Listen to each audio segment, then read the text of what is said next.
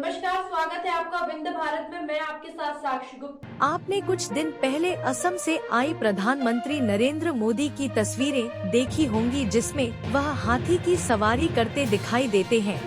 पिछले शनिवार को पीएम ने असम के काजीरंगा राष्ट्रीय उद्यान और बाघ अभयारण्य में हाथी की सवारी की थी और जीप सफारी का भी आनंद लिया। उनकी तस्वीर देख शायद बड़े बुजुर्गों को इंदिरा गांधी की हाथी पर बैठे तस्वीर याद आ गई होगी। जी हाँ, आज की पीढ़ी को कम जानकारी होगी कि एक बार इंदिरा गांधी हाथी पर बैठकर बिहार के बेलछी गांव पहुंची थी। इस घटना का असर ऐसा हुआ कि आपातकाल से जो इमेज खराब हुई थी वह धुल गई। एक बार फिर इंदिरा गांधी की लोकप्रियता बढ़ गई थी। वो तस्वीर आज भी सोशल मीडिया पर आती रहती है। वो यात्रा इतिहास के पन्नों में दर्ज है। वो समय था इमरजेंसी के बाद का, जनता पार्टी की सरकार बनी तो कहा गया कि इंदिरा गांधी की राजनीति अब खत्म हो गई। 3 से 4 महीने तक वह कहीं दिखाई नहीं दी। फिर बिहार में एक दर्दनाक घटना घटी। जी हाँ, पटना से 60 से 70 किमी की दूरी पर बेलछी गांव में दलितों का नरसंहार हुआ था। 2 जातियों के संघर्ष में 11 दलितों को मौत के घाट उतार दिया गया। गर्मी में धधकाई गई आग की लपटों ने सियासी ज्वाला को तेज कर दिया था। इंदिरा गांधी से रहा नहीं गया। उस समय हालात उनके फेवर में नहीं थे। गिरफ्तारी की आशंका जताई जा रही थी, फिर भी वह निकल पड़ी। अगस्त की 13 तारीख को इंदिरा गांधी पटना पहुंच गयी।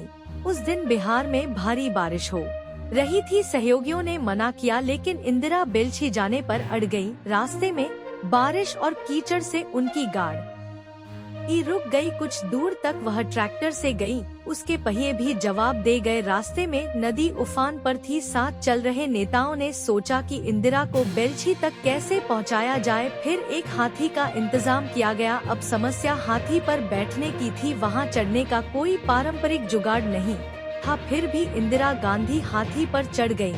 उनके पीछे प्रतिभा देवी सिंह पाटिल बैठी थी। एक स्थानीय नेता ने परेशानी भरे शब्दों में कहा कि आप हाथी पर कैसे चढ़ेंगी।